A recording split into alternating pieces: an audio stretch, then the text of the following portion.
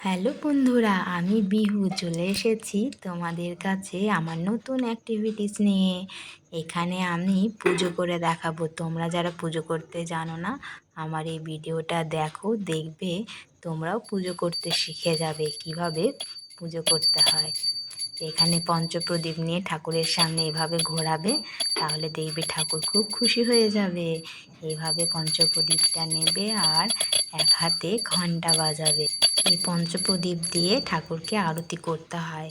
আমি তো ছোট, তাই এখানে কোনো কর্পূরের আগুন দেওয়া হয়নি, জাস্ট এমনি আমি ঠাকুরের কাছে আরতি করছি। তোমরাও এইভাবে আরতি করবে। ঠাকুর মশাইরা তো বেশিক্ষণ আরতি করে না, আমার বাবু অল্পক্ষণ আরতি করে পোষায় না, তাই আমি অনেকক্ষণ ধরে আরতি করছি তো করেই যাচ্ছি। আর ওইদিকে মা খুব রেগে যাচ্ছে, কিন্তু আমি আরতি করা বন্ধ করিনি, আমি আরতি করেই যাচ্ছি। তো এখানে আরতি করা শেষ হলে আমি এবার নেক্সট কাজ কী করি তোমরা সবাই দেখতে থাকো। এবার আমি ধূপ নিয়েছি, এক হাতে ধূপ আর এক হাতে ঘন্টা।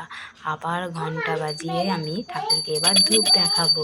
তোমরাও এইভাবে ধূপ নিয়ে ঠাকুরকে দেখাবে। পুজো করছো? মা কিন্তু খুব ভয় পাচ্ছিল যাতে আমি ধূপের ছ্যাঁকা না খাই, কিন্তু আমি তো খুব সচেতন, খুব সাবধানী, তাই আমি খুব সাবধানেই ঠাকুরকে ধূপ দেখাচ্ছি।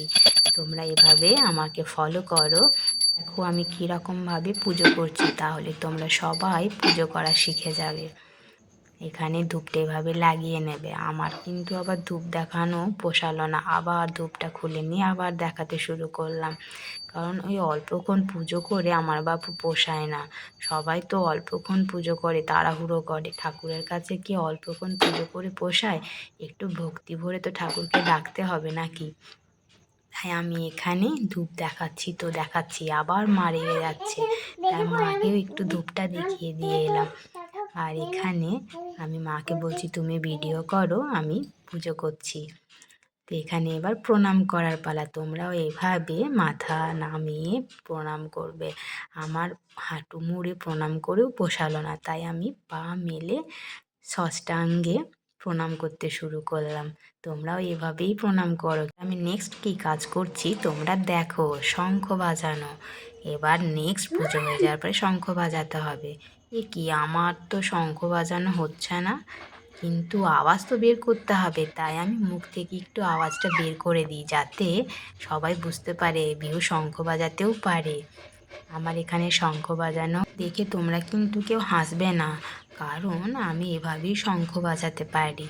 তো এবার আমার নেক্সট কাজ, তুলসী মন্দিরে গিয়ে খালি ঘটি নিয়ে আমি এভাবে নামাবো, প্রণাম করব, তারপর আবার প্রণাম করব।